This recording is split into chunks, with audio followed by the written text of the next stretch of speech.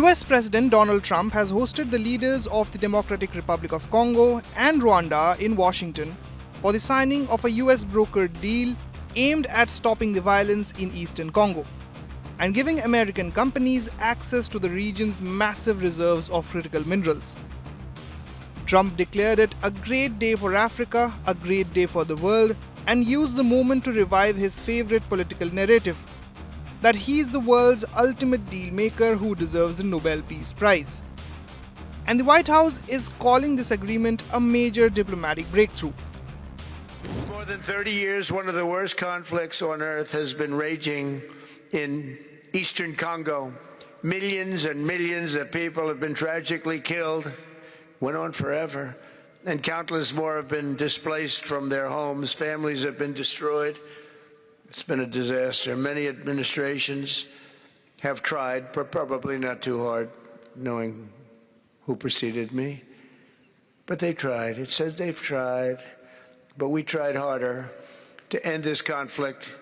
But they've accomplished, obviously, they accomplished very little because the killing went on at levels that just got worse and worse. The ceremony came just days after Trump sparked outrage in Africa with disparaging comments about Somalia. Yet on Thursday, the spotlight was firmly back on him.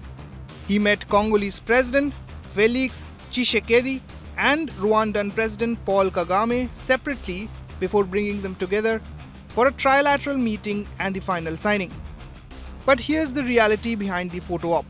Eastern Congo is still burning. More than 100 armed groups operate in the region, including the Rwanda-backed M23 rebels who recently seized the key cities of Goma and Bukavu. It's one of the world's worst humanitarian crises, with millions displaced. And despite Trump's repeated claims that his mediation has ended the conflict, fighting continues on the ground. Still, both leaders struck a hopeful tone. Kagame said no one had asked Trump to take up the task, but when he saw a chance to contribute to peace, he immediately took it. Tshisekedi called the moment a new path and said he hoped it would mark a turning point where peace becomes more than just an aspiration. Il est tout à fait clair que ce n'est pas un accord de paix. Et la preuve est qu'à l'heure où je suis en train de vous parler, ce matin, j'ai eu encore dans mon village natal où on est en train d'enterrer des morts alors qu'on est en train de signer un accord de paix alors que la guerre continue. Donc le M23 continue à conquérir des espaces et donc parler de l'accord de paix, c'est se moquer tout simplement de toutes ces victimes qui continuent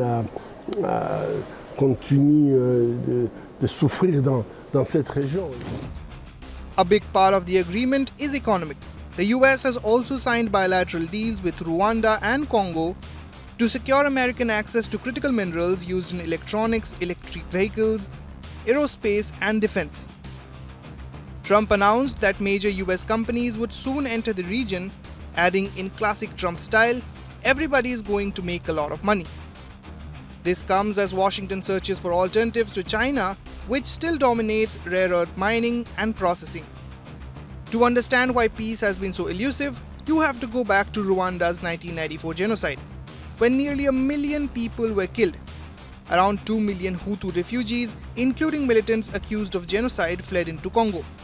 Their presence triggered decades of instability, cross-border militias, and proxy conflicts. Rwanda says some of those extremist groups are still active in Congo and continue to threaten Tutsis, which is why it keeps a strong presence in the region. Congo rejects that claim. It says the real problem is Rwanda's support for the M23 rebel group. Rwanda denies backing M23 and argues that peace is impossible unless Congo dismantles anti-Rwanda militias that it allows to operate alongside its own forces. So, while Washington may be celebrating a diplomatic success, the real test will come on the ground in a region accustomed to broken promises, abandoned deals, and wars that never quite end. With Farhan Khan, Bureau Report, India Today Global.